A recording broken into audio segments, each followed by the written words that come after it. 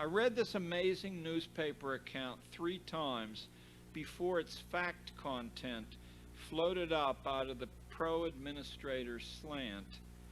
Let me feed you the facts as Education Week sort of distributed them through this vast piece, except instead of scattering them through 2 large pages of small print, I'm going to group them in a way that a sensible person will find relevant. And I want you to consider this a clinic in how to read between the lines. The heart of the matter, mentioned without any emphasis by Education Week, is that there are exactly 137 children in Benson's school district, which is contained in its one brand new school building. The entire school district is coterminous with that school. The new school building itself is a sidebar issue, but it's worth a look before we turn to the main story. The new school caused property taxes to go up 40% last year. It seems, as usual, there was an underestimate. Quite a shock to those hanging on to their homes by their fingernails in Benson. Many in town had claimed that a new building was not needed, but the state condemned the old structure, demanding it either be brought into compliance with the code at a cost the state estimated was very near the estimated price of a brand new school, or deliver a yes vote on the new building plans. Taxpayers were in effect given no choice but to bite the bullet. So as you might expect, the new school was voted, albeit narrowly, and when that happened, what happened then will be no surprise to those who understand building contractor estimates and final costs. The building turned out to cost about 3 times more than the voters were told that it would, though perhaps I might be forgiven a little skepticism for doubting whether it cost more than the state of Vermont expected it to. A much different matter, going to the heart of popular despair with government. Oddly enough, though I'm from western Pennsylvania, near Pittsburgh, I happen to have prior experience with the Vermont Education Department's condemnation of school structures. Give me a minute and you'll see that what I know from a previous experience with Vermont may have a bearing on Benson.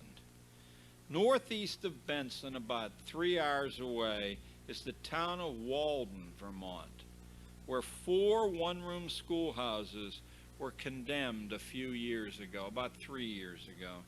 The people of Walden asked me to come up and speak at a rally where a citizen group calling itself the Road Rats was trying to mobilize support to vote down the new centralized school that would come about when these 4 little one-room schoolhouses were closed.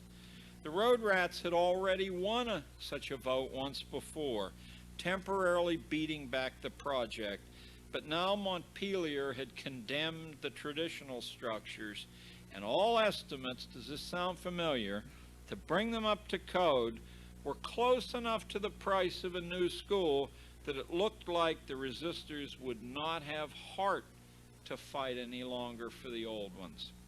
When I arrived in Walden, I toured the condemned places.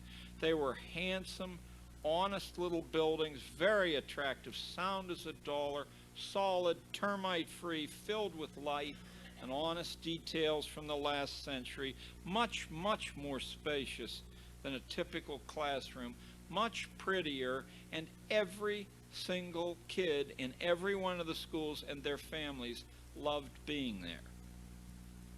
Just by chance, I happened to have drunk some beer a few years ago with a Vermont master architect when he was building an entire Cape Cod home in Provincetown, Massachusetts, with only one local bad boy as an assistant, and he was doing it to show that house building could be done for much less than the building trade advertises.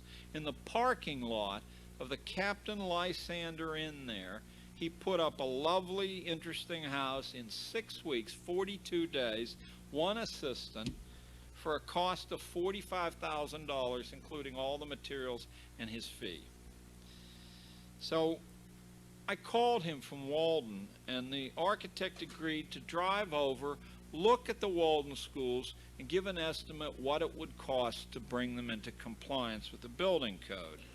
And after doing that, which he did in about 2 hours, Montpelier only has 13,000 people, the state capital, and everything's reasonably close. He pronounced the estimates cynical and fraudulent. He said they were 4 to 5 times higher than the work could be done by an independent contractor making a good profit. And he said cynical because he knew the people who had made the bids, and he said this was being done in order to kill the one-room schoolhouses. It had nothing to do with any building purpose or builder's purpose. So I asked him to submit a competitive bid, and he said I can't. He said I wouldn't get another job in the state of Vermont if I did.